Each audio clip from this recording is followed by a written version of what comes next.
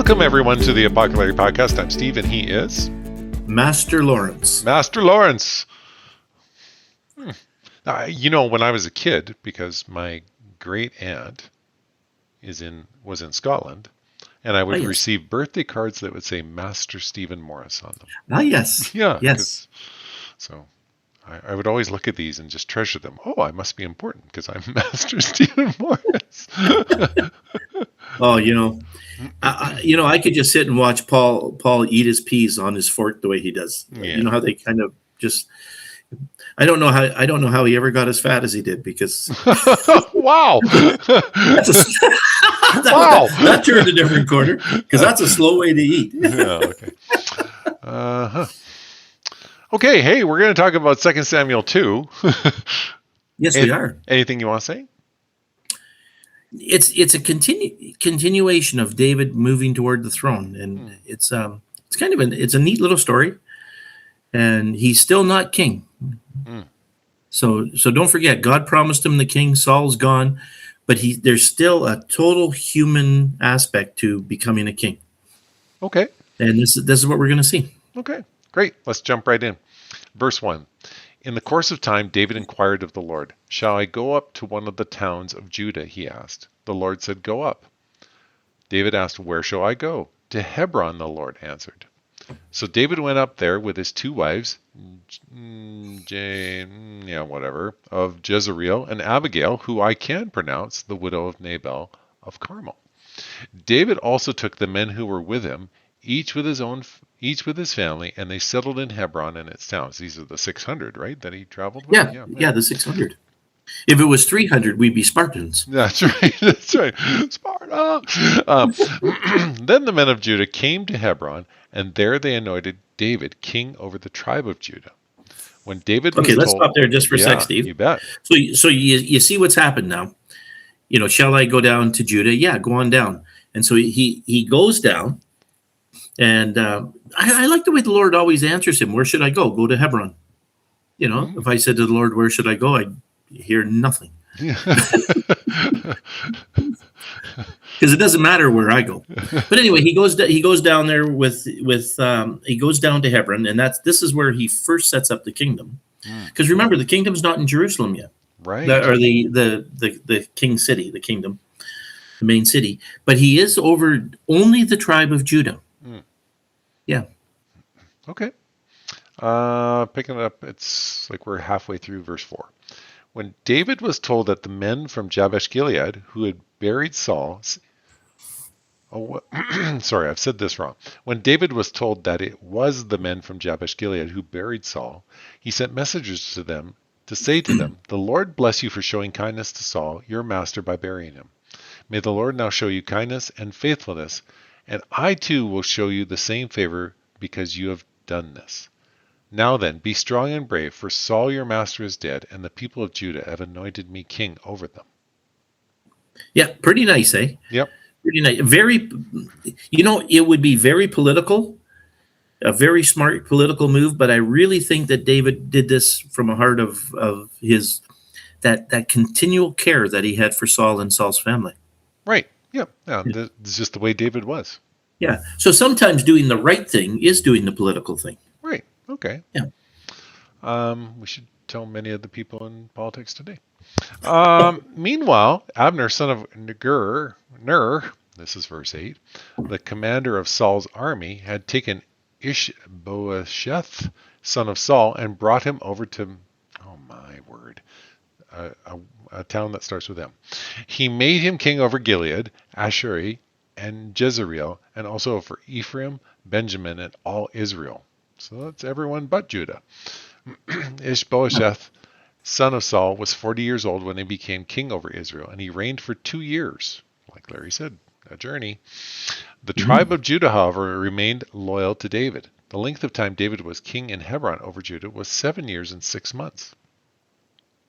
Abner, son of Ner, together with the men of Ishbosheth, son of Saul, left M-named town and went to Gibeon. Joab, son of Zeruiah, and David's men went out and met them at the pool of Gibeon. One group sat down on one side of the pool, and one group sat on the other side. Then so go ahead. No, that's okay. So you actually made the note that you have to make. When Judah becomes first king, he is only king over Judah. Hmm. And so then he's Judah and all of the rest is Israel. This is not divided kingdom yet. Divided kingdom doesn't come after Solomon, right? Right. And so this is still the kingdom, but it's semi-divided because now you're into all of the political warring factors to take over this, and this happens every time. When Alexander the Great died, his four generals took over, Mm-hmm. but the way I studied it, it sounded like he just gave it to the four generals and they took over, right? Right. But it wasn't that way at all. There was a whole political thing and a warring thing before they established themselves. And that's what David's trying to do now, is he's establishing himself as king. Okay. Okay. Yeah. God told him he'd be king. You'd like it to go faster. Yeah. Yeah. We could kind of get on with this. It would be okay, Lord. Yeah. Well, because it's quite a battle coming up here. Right. Verse 14. Then Abner said to Joab, let's have some of the young men get up and fight hand to hand in front of us. Okay. All right. Let them do it, Joab said. So they Isn't that crazy? Yeah. Sounds like just two old guys sitting there, sure. Smoking cigars. Yeah. Let's get a couple of the young men out there. Yeah. But it's not quite like that, but it sure sounds like that. It gets worse, by the way. Verse 15. So they stood up and were counted off, 12 men for Benjamin Ishbosheth, son of Saul. I can't say it, obviously. And 12 for David. Then each man grabbed his opponent by the head and thrust his dagger into his opponent's side, and they fell down together. So that place in Gibeon was called Heclath Hazarim. Yeah, which is place of the dagger or place of hostility. But place of the dagger is kind of what it means. Yeah. Yeah, and they all died right away. Yeah. Like they each grabbed each other and died. So there's 24 of your young men just dead. Yeah. Because two stupid older guys Yeah. decided this was a good idea. This was a great idea. But the whole idea here was really the same as the Goliath and David thing. Mm-hmm. Like if one group had one out, they probably said, okay, this has been settled. But they all died. Yeah. Crazy. Okay. Verse 17. The battle that day was very fierce. Abner and the Israelites were defeated by David's men. So then after these young men fight, then that didn't settle anything, so they just go into regular warfare. Yeah. Well, since we're already at the pool, let's dance. Let's fill it with blood. Yeah. Okay, verse 18. The battle that day was very fierce. Abner and the Israelites were defeated by David's men. Yeah, I read that. The three sons of Zeruiah, I think, were there. Joab, Ishbai, and Ashiel. Now Ashiel was as fleet-footed as a wild gazelle. Ooh. He chased Abner, turning neither right nor left as he pursued him. Abner looked behind him and asked, "Is that you, Ashiel?" "It is," he answered. Abner said to him, "Turn aside to the right or left, and take on one of the young men and strip him of his weapons." But Ashiel would not stop chasing him. Again, Abner warned Ashiel, "Stop chasing me. Why should I strike you down? How could I look to your brother Joab in the face? Or how could I look your brother Joab in the face?"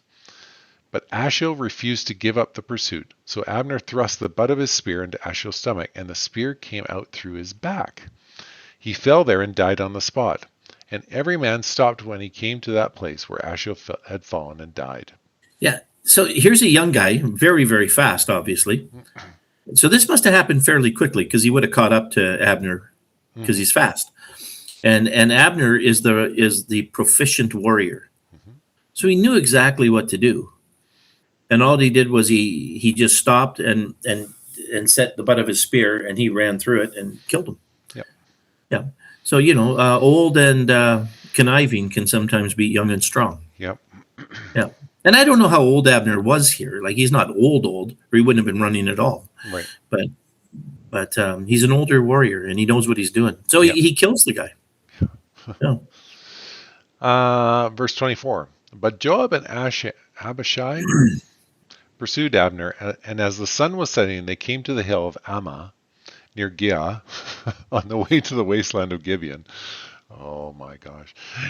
Then the men of Benjamin rallied behind Abner. They formed themselves into a group and took their stand on top of a hill. Abner called out to Joab, "Must the sword devour forever? Don't you realize that this will end in bitterness? How long before you order your men to stop pursuing their fellow Israelites?" Yeah, this is very much a civil war, right? Like people that know each other are killing each other. Yeah. Yeah. Joab answered, "As surely as the Lord lives, if you had not spoken, the men would have continued pursuing them until morning." So Joab blew the trumpet, and all the troops came to a halt. They no longer pursued Israel, nor did they fight any more. All that night, Abner and his men marched through the Arabah. They crossed the Jordan and continued through the morning hours and came to the M place name. Then Joab stopped pursuing Abner and assembled the whole army. Besides Ashiel, remember, died by the butt end of the spear, 19 of David's men were found missing. But David's men had killed 360 Benjamites who were with Abner. They took Ashiel and buried him in his father's tomb at Bethlehem. Then Joab and his men marched all night and arrived at Hebron by daybreak. Yeah. So they had this battle. They decisively won this battle, mostly against Benjamin, not the other Israelite tribes. And David has taken nothing really yet. He's still just the king over Judah. Right. Yeah. And Ishbosheth was still the king over the rest of it. Yep. So basically, this is Saul's son. At one point it said he's 40 years old, right? Ishbosheth. I believe so, yeah. And this is Saul's son, and they take his son and try to make him king, which would be very normal. Right. Very normal. If you watch the David movie, the one that's out, it sounds like, David finishes off running from Saul, Saul dies, and David becomes king over the whole thing. Right. But not that fast. Right. Not that fast. He's still struggling along. And his 600 men and David live in Hebron. So Hebron basically is the capital. If you want to say capital, at this point in time, it's Hebron. Okay. And later on, it's going to be Jerusalem, but we're not there yet. Mm. So David is still just going through his life. He's still a youngish man and battling for this kingdom that God told him he's supposed to have. Right. I don't know. The one thing that I appreciate about David is it never says that he questions that he's going to be king. Mm. He questions whether he wants to be king. Mm-hmm. He never questions that he's going to be. Yeah, I get you. Yeah, I would have by now. Yeah. Yeah. You're like, what? Yeah. Where's this promise? Like, it's kind of crazy, isn't it? Right. But, and yet he inquires with the Lord. Lord says, "Go Hebron," and all right, and there he goes. Joab, go do your thing. Yeah. And then Joab is his right hand man for quite a long time. Not for the whole thing, but for quite a long time. Yeah, there's a change. It doesn't pay to get too close to the people in leadership. Yeah. What did they used to say about Hitler's guys? The one thing you don't want to be is a field marshal. Yeah, that's right. Yeah. Yes. Stay under the radar just a little bit. Yeah. Anyway, that's where David's at. Well, thank you for that, my friend. Mm-hmm. Folks, that is 2 Samuel chapter 2. We see David more on the journey. We see David, like Larry said, head of Judah, but not Israel. And we think... And not even Benjamin, because remember, Benjamin and Judah, you always think they're together. Yeah. Nope. But they're not. And you always think Benjamin's going to be the great guy, because that's his littlest brother. Right. They were jerks.